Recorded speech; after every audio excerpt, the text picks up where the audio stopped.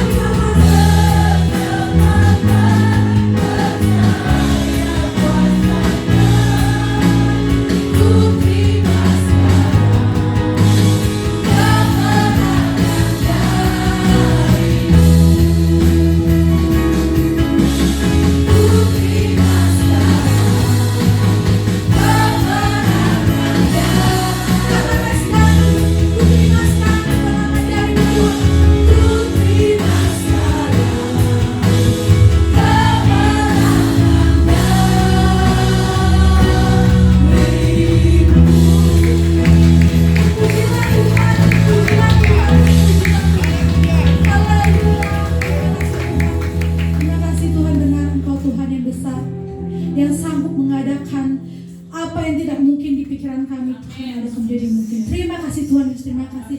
Kami siap Tuhan untuk memulai ibadah ini. Yang semua yang kita percaya mari katakan amin. Coba kasih salam hatinya, katakan selamat hari Minggu, apa kabar?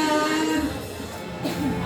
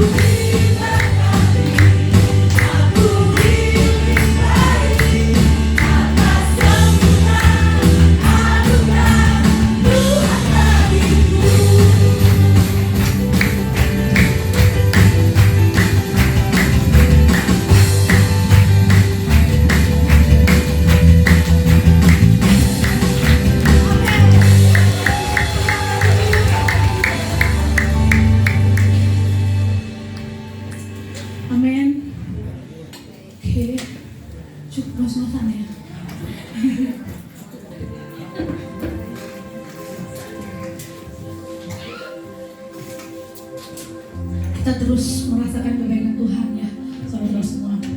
Saya aja udah 2 minggu ya, sempat gak pergi tuh kangen gitu ya. Kok ya setiap dia pelayanannya, maaf kok lagi mau pergi, maaf kok pergi liburan. Sampai akhirnya, kok saya bisa minggu depan kok, gak enak 2 kali nolak. Tapi itulah, kalau kita mengingat kebaikan Tuhan, pasti kita semangat juga untuk melayani Tuhan. Amin. Sebentar kita ingin mendengarkan firman Tuhan, kita menaikkan pujian pembuat musik.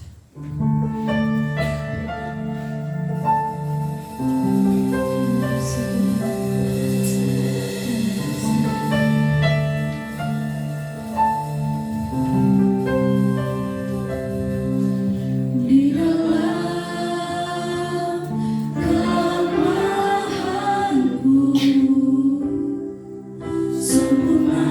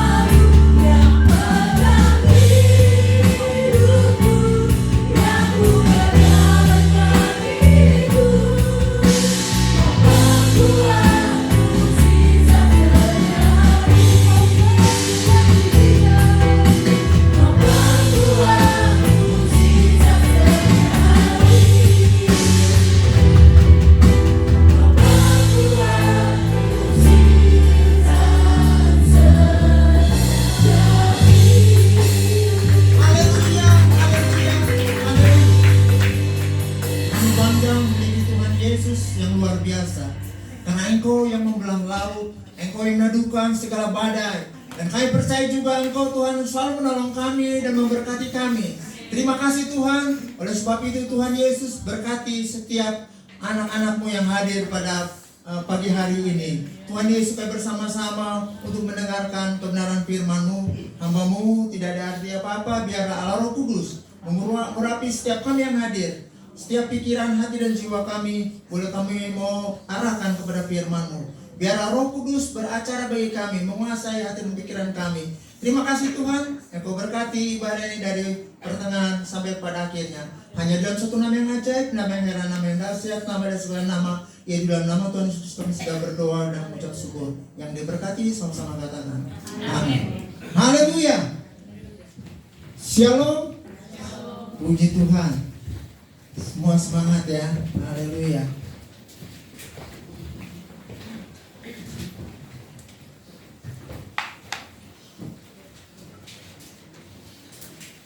Ya, pagi hari ini kita akan mendengarkan firman Tuhan dengan tema menyambut kedatangan Tuhan dengan tekun dan setia. Tapi subtemanya adalah pasti ada pertolongan. Pasti ada pertolongan.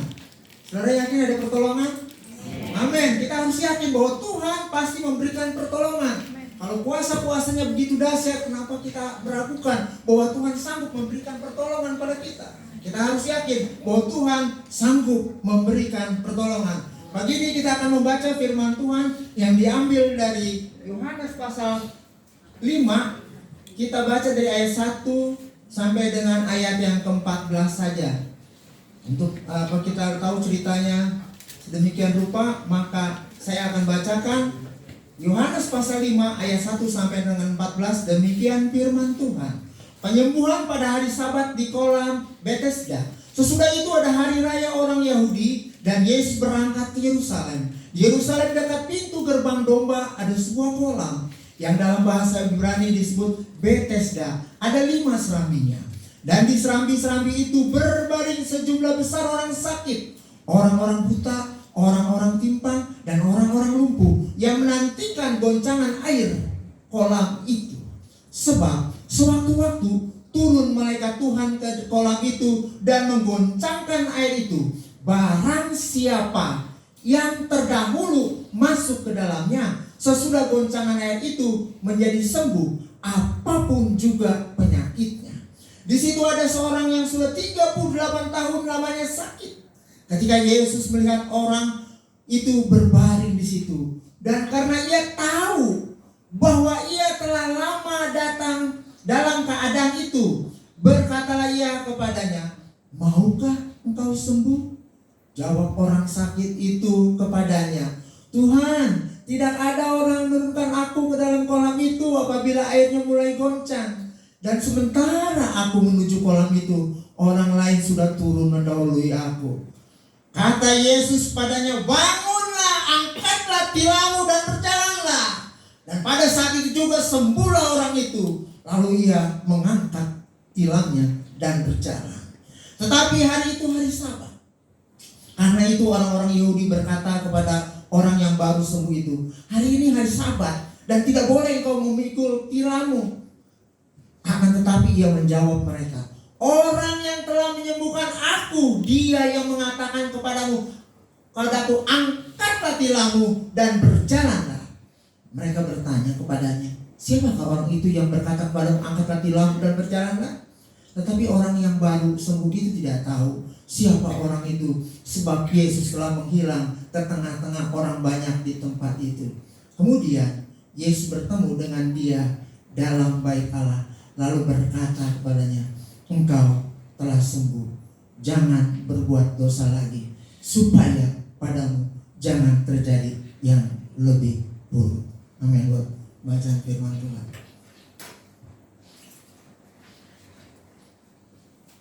Haleluya. Bethesda dalam bahasa Ibrani atau juga Aram artinya rumah kemurahan, rumah anugerah. Dan juga Bet dan Hesda itu bisa juga berarti malu atau dipermalukan. Oh, kalau rumah kemurahan atau rumah anugerah benar. Karena di situ kan ada yang sakit ya sembuh, nggak berobat lagi. Tinggal cuma tunggu aja airnya bergolak lalu masuk yang duluan sembuh. Anugerah ya, nggak perlu repot-repot. Saudara, tapi kalau yang artinya malu dipermalukan bagaimana? Saudara, kita kan tadi sudah baca bahwa yang pertama masuk ke dalam kolam itu dia sembuh, apapun penyakitnya. Berarti walaupun ada orang pertama tahu bahwa air itu sudah bergolak, tetapi karena dia tidak bisa mencapai dan masuk ke dalam kolam itu, tidak akan sembuh.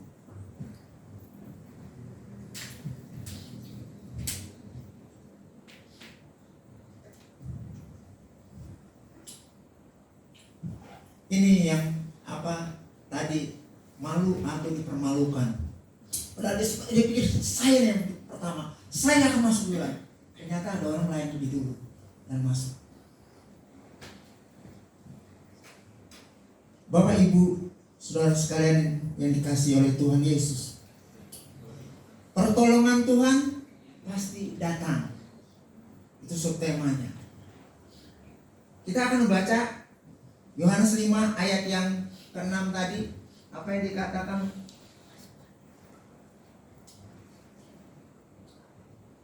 Demikian firman Tuhan.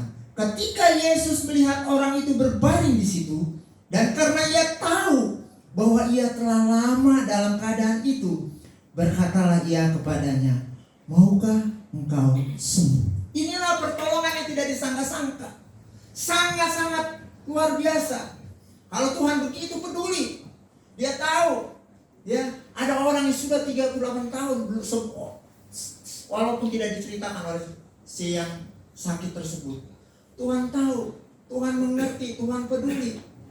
Ya, saudara, si orang lumpuh ini selalu mengharapkan kesembuhan. Sudah sekian tahun, saya nggak tahu apakah dia sudah sejak umur berapa. Kalau misalnya orang yang sakit itu umurnya seperti saya, ya, itu kan 38 tahun. Berarti dia umur 28. Umur 28 dan 38 itu umur saya. Ya, umur 28 dia udah sakit. Kita nggak tahu apa dia sakit dari umur 17 atau berapa. Namun kalau kita melihat bahwa 38 tahun bukanlah waktu yang sebentar. Bukanlah waktu yang itu, maaf aja, umur 38 tahun rata-rata orang sudah berpenghasilan, sudah memiliki keluarga, sudah berhasil, ya, bisa ada yang sudah S2 dan sebagainya, ya. Tetapi orang ini dalam waktu yang 30 tahun yang lama itu cuma menunggu kesembuhan. Itu sebabnya dia terus tetap berusaha untuk dia percaya bahwa suatu saat kelak dia pasti akan sembuh. Tapi namun sudah berkali-kali dia coba tertinggal terus. Dan selalu orang lain mendahulukan.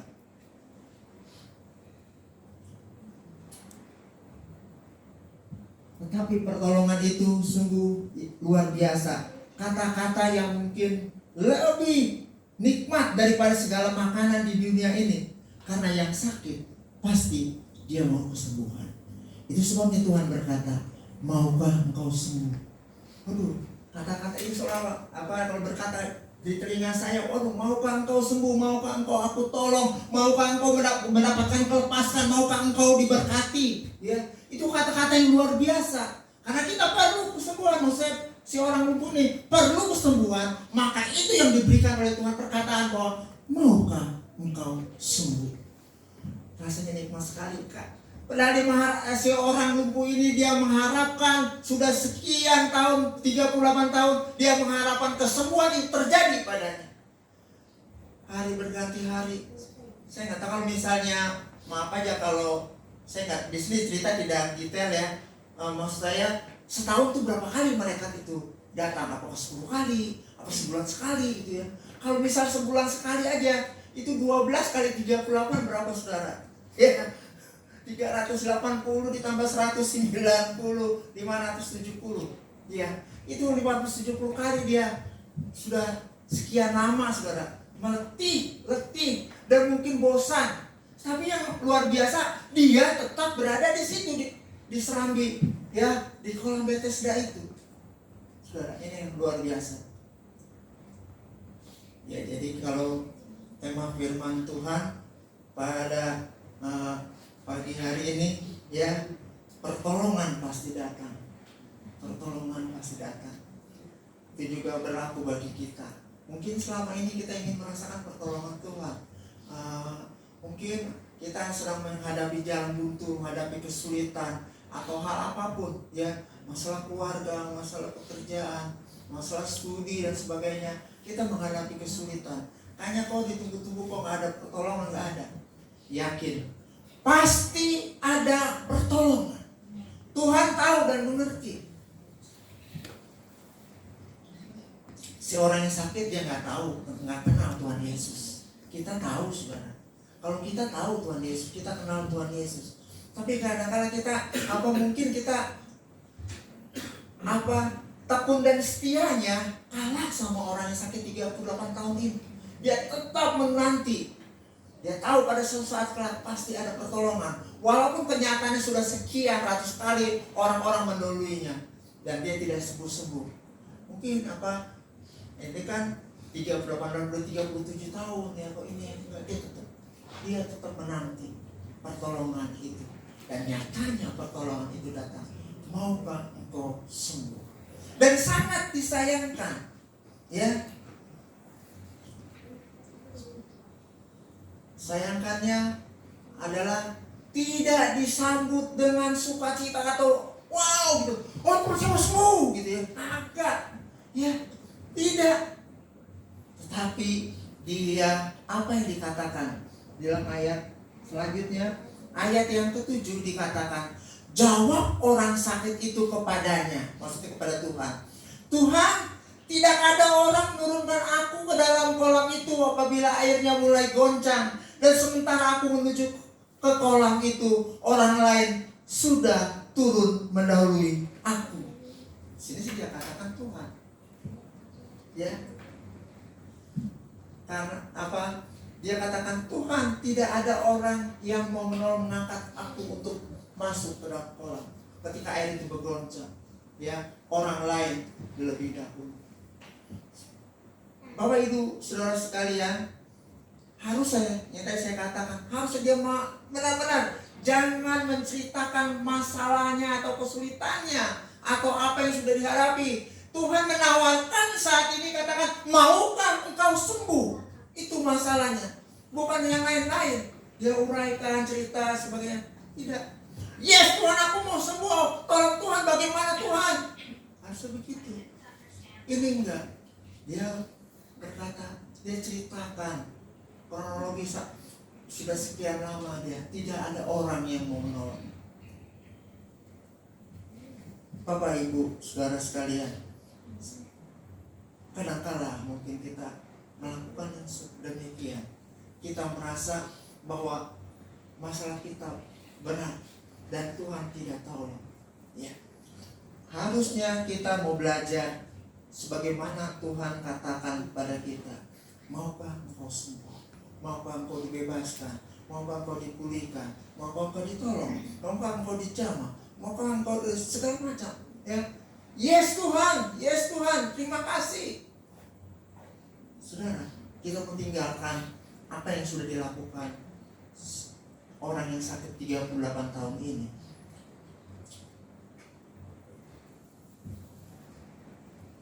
Dikatakan, dan kita tahu Tuhan Yesus bahwa menyembuhkan dengan berbagai macam cara. Ya, enggak satu cara aja. Doakan, tumpang tangan sembuh, enggak, ya.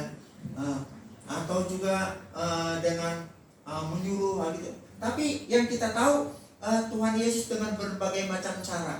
Ada ketika orang sakit buta yang Tuhan Yesus katakan waktu itu adalah Tuhan tidak berdoa, tidak apa, tapi dia meludah ke tanah ludah dengan tanah diaduk, ditempelkan ke mata orang yang buta itu, lalu Tuhan beritakan, cuci matamu, ya, dicuci. Banyak cara, ya. Bahkan yang luar biasa ketika perempuan yang sakit pendarahan 12 tahun, ya, karena iman yang luar biasa, dari jauh saja disuruh, ya, berkata bahwa asal ku jamah saja jubahnya, aku sembuh. Ini luar biasa. Kalau ini sih luar biasa benar, ya. Imannya dahulu berjalan, ya. Dari sudah, karena dia sudah merasakan semua. Kalau kita lihat ceritanya, seluruh tabib dan seluruh harta kayanya habis untuk berobat. Nyatanya tidak ada. Tapi dia tahu saat itu ada seorang yang luar biasa, ya, pribadi Tuhan Yesus. Iman yang naik saat itu, karena sudah tidak ada apa lagi. Padahal saudara, maaf aja, yang sakit pendarahan 12 tahun artinya untuk melangkah juga capek. Itu sebabnya mungkin dia menunggu saat Tuhan Yesus, dan seketika dia sempat, dia harus merondang, merangkak, dia menjamah jubah Yesus. Karena orang begitu banyak, mungkin ada orang yang menginjak dia juga, saudara. Karena orang berdesak-desakan, dia akan merangkak, pasti ada yang menginjak, ya. Dia tidak mau tahu, pokoknya dia imannya satu, dia mau jamah Tuhan Yesus. Nah, ini beda dengan yang seorang ini. Tapi ini juga Tuhan Yesus memberikan bahwa memberikan mujizat yang berbeda, ya. Dikatakan ayat yang ke-8, kata Yesus padanya, bangunlah, angkatlah tilammu dan berjalanlah. Ayat yang ke-9, dan pada saat itu juga sembuhlah orang itu, lalu ia mengangkat tilamnya dan berjalan. Luar biasa, ya. Banyak orang mengatakan, mana Yesus itu Tuhan, yang bagaimana Yesus Tuhan? Ini salah satu, ya. Mana ada orang biasa bisa melakukan ini, ya. Angkatlah tilammu dan berjalan. Itu dia mau. Karena iman, orang lumpuh itu berjalan, ya. Seketika itu juga, ya, yang luar biasanya dikatakan, pada saat itu juga, maksudnya tadi, pada saat itu juga sembuhlah orang itu, lalu ia mengangkat tilamnya dan berjalan. Cuma disuruh angkat tilam, ya. Lalu kita berbicara, kenapa sih harus mengangkat tilam, ya? Kenapa harus mengangkat tilam? Ya, pertanyaan kita, apa sih Tuhan Yesus kok menyuruh mengangkat tilam? Ya, kan banyak cara-cara, tapi kenapa harus mengangkat tilam? Justru tilam ini yang membuat penyakitnya menjadi tidak sembuh-sembuh. Dia merasa nikmat. Dia hanya mengharapkan pertolongan orang lain, hanya mengharapkan orang lain berbelas kasihan padanya, membantu dia. Nyatanya sekian puluh tahun dia tidak mendapatkan kesembuhan. Karena mengharap tilamnya itu, dia merasa diam di situ, nyaman di situ, sehingga membuat dia tidak lagi mungkin semangatnya, tekun dan setianya iya, tetapi dia tidak ada, ya, merasa nikmat di situ. Dia cuma mengharap nanti ada orang tolong saya, nanti ada orang tolong saya. Siapa yang menolong? Orang lain juga membutuhkan, ya, orang lain juga membutuhkan kesembuhan. Ketahui ada satu sobat Tuhan di atas segala Tuhan, dia yang setia, dia yang tahu mengerti kebutuhan kita, masalah kita. Dia yang siap membela kita dan menolong kita. Dia tahu sudah sekian puluh tahun, ya, tidak diminta. Orang lumpuh tidak berkata, Tuhan tolong saya sudah sekian puluh tahun, enggak, ya. Tapi Tuhan menghampiri, maukah engkau sembuh? Waduh, nikmat sekali. Itu yang penting, maukah engkau sembuh? Ya, Bapak Ibu saudara sekalian, tilam itu membuat orang lumpuh itu. Itu sebabnya Tuhan katakan, kalau emang Tuhan gak bilang, kalau kamu angkat tilammu, kamu akan sembuh. Enggak. Tuhan memberitakan, angkatlah tilammu dan berjalanlah. Artinya ketika dia mengangkat itu, artinya dia sudah memiliki iman, sudah sembuh dan berjalan dan hidup mampu. Oh iya, tolong ditampilkan gambar nomor 4. Gambar nomor 4. Tadi saya kecepatannya. Nah ini saudara, Ini akan lagi angkat tilamnya saudara, yang palanya botak di sini saudara. Dia mengangkat tilam saudara. Dia Tuhan baik. Ya. Mungkin ada orang yang akhirnya diberikan kesempatan bahwa orang yang sakit 38 tahun itu kalau dilihat kepalanya saudara putih rambutnya, ya di 38 tahun. Berarti dia sudah lama saudara. Dari kalau umur kayak saya ya, saya nggak akan sebagian kan disemir. Ini bisa banyak putih itu dari putih saudara. Kepalanya mungkin udah banyak rambut yang rontok sekian lama. Tapi Tuhan begitu mengasihi saudara. Dia mengerti dan peduli. Ya, ketika iman si orang, maksud saya ketika yang sakit 38 tahun itu yakin bergerak apa yang Tuhan katakan, bangunlah anak tilam dan berjalan, dia melakukan itu, dan pada saat itu juga sembuhlah orang itu, lalu ia mengangkat tilamnya dan berjalan. Nggak ada ucapan terima kasih saudara. Tidak ada ucapan terima kasih. Tuhan juga nggak masa bodoh lah, nggak itu ya. Tidak ada ucapan terima kasih. Tuhan tidak perlu karena nggak minta kita mau ucapan terima kasih. Cuma kita tahu diri saudara. Karena kita nggak tahu diri saudara. Benar saudara, berapa banyak pertolongan Tuhan berikan buat kita. Ya masalah kita Tuhan selesaikan, beban kita Tuhan ringankan, kesulitan-kesulitan kita Tuhan bantu ringankan, penyakit kita disembuhkan. Ya banyak ya Tuhan melakukan. Namun kadang-kala kita lupa. Ketika berkat-berkat itu sudah melimpah kepada kita, kita lupa bahwa pertolongan Tuhan begitu banyak atas kita, dan kita tidak lagi setia sama Tuhan. Maaf, saya lupa. Nah, cari ada ayat kalau nggak salah di Wahyu ya. Jangan sampai tarik kaki dia dari tempatnya. Artinya sebelum kalau kaki dia itu ditarik. Ya, jangan sampai. Selama kita masih ada kemurahan, ayo kita sungguh-sungguh sama Tuhan. Kita setia sama Tuhan. Kita mau taati firman Tuhan. Saya senang kalau anak-anak muda itu mereka yang latihan gitu ya. Mereka harus sungguh-sungguh saudara. Jangan sampai ada kesalahan. Saya mungkin ada kadang terlepas kata salah. Mereka jangan salah, ulang lagi, rapikan lagi. Mereka nyanyi puji Tuhan sungguh-sungguh. Kadang mungkin suara sampai habis. Ya, mereka bersama. Tetap setia sama Tuhan. Jangan ketika kita sudah diberkati Tuhan kita lupa ya bahwa Tuhan sudah menolong kita sedemikian rupa. Ayo tetap semangat. Maaf saudara, mohon maaf. Kalau dulunya rajin berdoa Kamis, sekarang tidak berdoa Kamis. Aduh, tolong ya. Setia. Ya, setia. Ya, pokoknya setia. Usahakan setia. Tuhan tidak akan membiarkan. Ya, setia. Ya, puji Tuhan. Sekarang saya yang doa Kamis, puji Tuhan. Nah, saya hitung sampai 16 orang. Ya, puji Tuhan. Ya, termasuk yang tugas-tugas puji Tuhan ikut datang luar biasa. Mari saudara, saya juga tidak sehebat yang seperti tadi saya katakan. Saya juga kadang-kadang bisa ambruk saudara, bisa jatuh. Ya.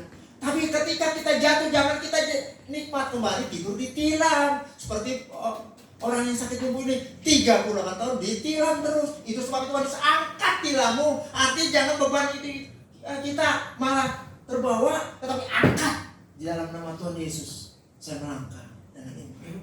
Ini yang diperlukan saudara. Karena saat ini dunia ini tidak semakin ringan saudara. Dunia ini semakin susah dan semakin bermasalah. Ya, kalau kita lihat TV, wah semua Pak kelihatannya wah kok ngaco kok begitu ya. Iya. Ini sudah semakin sulit, kejahatan semakin menjadi-jadi. Ya, semakin menjadi segala kejahatan.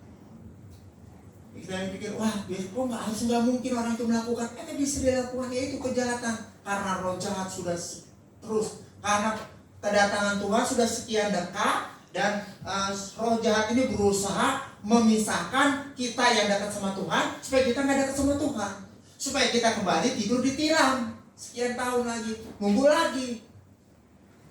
Kalau enggak cepat bangkit, kalau enggak terus tidur di tilam, dan Tuhan datang. Sia-sialah kehidupan kita yang sudah terdahulu, yang udah setia sama Tuhan, tiba-tiba karena kita kembali tidur di tilam. Sekarang jangan kita tidur di tilam kembali, saudara. Ya, padahal tadi saya lupa, ya, ada yang tertinggal karena cepat-cepat. Kan si yang sakit 38 tahun ini dia mengharapkan pertolongan orang. Ada ayat, kita nggak boleh berharap sama manusia, saudara. Kita buka dari Yeremia pasal yang 17 ayat 5 sampai 8. Demikian firman Tuhan. Ya, karena itu lebih besar tulisan kecil. Ya, demikian firman Tuhan. Yeremia pasal 17 ayat 5 sampai dengan ke-8. Ayat 5, beginilah firman Tuhan. Terkutuklah orang yang mengandalkan manusia, yang mengandalkan kekuatannya sendiri, dan yang hatinya menjauh daripada Tuhan. Ayat 6. Ia akan seperti semak bulus di padang belantara. Ia tidak akan mengalami datangnya keadaan baik. Ia akan tinggal di tanah angus, di padang gurun, di negeri padang asin yang tidak berpenduduk. Ayat 7. Diberkatilah orang yang mengandalkan Tuhan, yang menaruh harapannya pada Tuhan. Ayat 8. Ia akan seperti pohon yang ditanam di tepi air, yang merambatkan akar-akarnya ke tepi batang air, dan yang tidak mengalami datangnya panas terik, yang daunnya tetap hijau, yang tidak khawatir dalam tahun kering, dan yang tidak berhenti menghasilkan buah. Inilah orang-orang yang berharap sama Tuhan, yang selalu menantikan Tuhan, yang selalu bersekutu sama Tuhan. Ya, ia akan seperti pohon yang ditanam di air. Ya, saudara, pohon saya tanam pohon di rumah, belakang rumah itu ya enak, ada air got ya, air parit ya. Saya nyiramnya dekat gitu ya. Pasti kalau misalnya saya nggak siram, karena akar yang dekat pohon sekitar 1 meteran lebih, dia akan dapat air. Apalagi ini di tepi aliran air, dekat sekali. Ya. Saudara, aliran air itulah Tuhan sendiri, ya. Firman Tuhan, kuasa Tuhan, kasih Tuhan. Oleh sebab itu jangan kita menjauh, saudara. Kalau kita menjauh, dan kita seperti tadi, ya, bahwa kita akan mati seperti pohon yang tidak ada air, ya, saudara. Dan tinggal di padang asin, artinya saudara, memang sih ada pohon yang tinggal kayak di rumput laut, ya, di airnya. Ini yang Tuhan berbicara pohon yang benar-benar pohon, saudara. Ya, benar-benar pohon. Bapak Ibu saudara yang dikasihi oleh Tuhan, kembali kita akan baca dalam ayat yang ke-14. Ayat yang ke-14.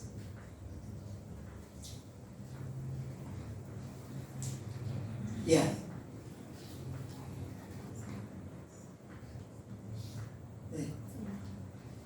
Bukan Yeremia maksud saya. Ya, tadi Yohanes ayat yang 14. Yohanes 5 ayat 14.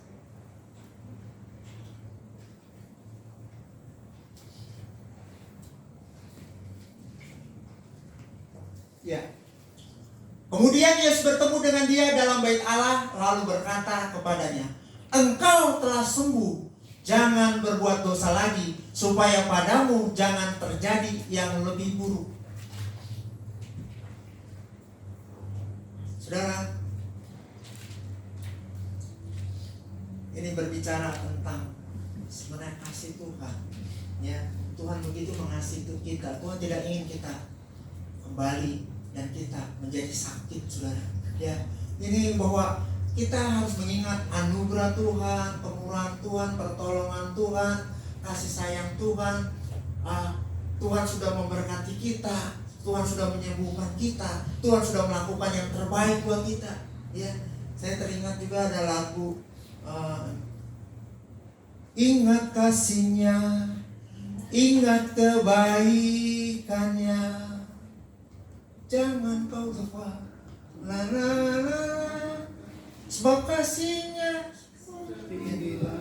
Ya, kasih Allah pada kita, besar kasih Allah pada kita.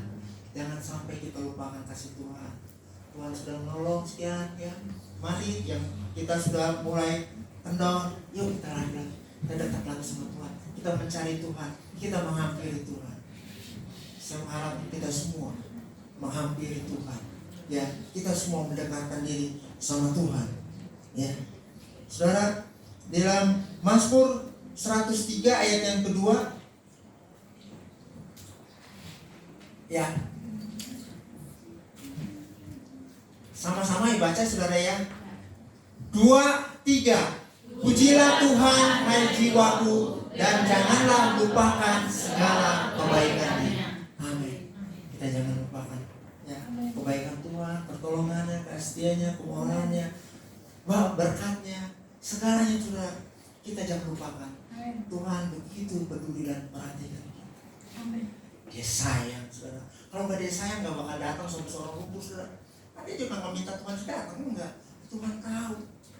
Ya, maukah engkau sembuh? Waduh, itu kata-kata enak banget saudara. Enak saudara. Kalau kita lagi sakit maukah engkau sembuh? Atau kita sedang haus ya Pak, maukah minum? Ya, ini saya bawa airnya. Waduh, enak itu. Ya, saya bilang itulah manusia. Seorang lumpuh bilang, Tuhan tidak ada orang yang nolong saya. Enggak, jangan tunggu sampai orang lain ya. Jangan kita mengharapkan saudara kita, teman kita, atau hamba Tuhan. Jangan. Kita langsung memohon kepada Tuhan. Hati kita yang berseru sama Tuhan. Pasti Tuhan datang. Pasti ada pertolongan. Saya undang Shruti Well Singer.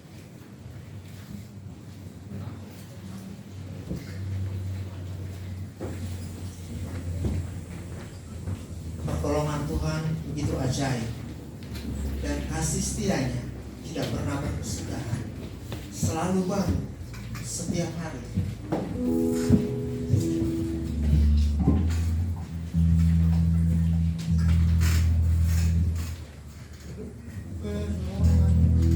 Saat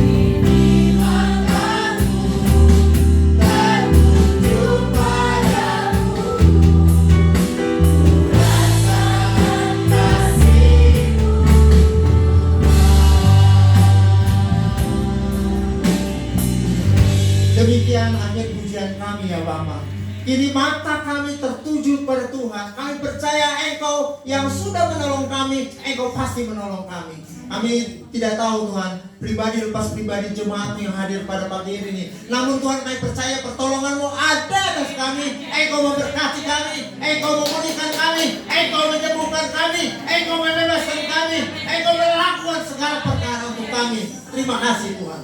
Kami percaya Tuhan, Engkau baik, sungguh baik, sangat baik. Bahkan Engkau terlalu baik buat kami. Karena sebagaimana Engkau sudah katakan pada orang Korintus, maukah Engkau sembuh? Kadang-kadang kami tidak merespon Tuhan. Iman kami tidak menyambut dengan baik. Tapi begini Kamu menyambut. Engkau berfirman, maukah Engkau sembuh? Maukah Engkau pulihkan? Aku mau Tuhan. Aku mau. Ampuni kami, biar Roh Kudus terus mampukan kami. Agar kami respon ketika Tuhan berfirman kepada kami, ketika Tuhan berkata-kata baik dalam doa kami, baik dalam ibadah kami. Tuhan, Engkau terus yang selalu beracara buat kami melalui Roh-Mu yang kudus. Terima kasih. Bimbing kami agar kami tidak jatuh lagi dan kami terbaring lagi di tempat sebagaimana orang sakit 34 tahun itu. Kami tidak mau, kami tetap bangkit dan kami melihat kemuliaan Tuhan. Kemuliaan tangan Tuhan yang berkuasa terus menuntun kami sehingga kami berhasil masuk di dalam kebenaran. Terima kasih Tuhan. Kau berkati firman, berkati semua Bapak Ibu saudara sekalian di tempat ini. Tuhan, Engkau berkati jemaat. Kau pulihkan, Engkau sembuhkan, Kau lawan mereka bersatu. Tidak ada terkecuali mereka yang susah dihubungkan. Terima kasih, Bapak dikuatkan. Terima kasih. Kami siap Tuhan untuk masuk ke selanjutnya Tuhan. Biarlah nama Tuhan saja dimuliakan. Hanya dalam satu nama yang ajaib, nama yang heran, yang dahsyat, nama dan segala nama yang di dalam nama Tuhan Yesus Kristus kami sudah berdoa, yang percaya dan berkati Tuhan katakan. Amin. Puji Tuhan, haleluya.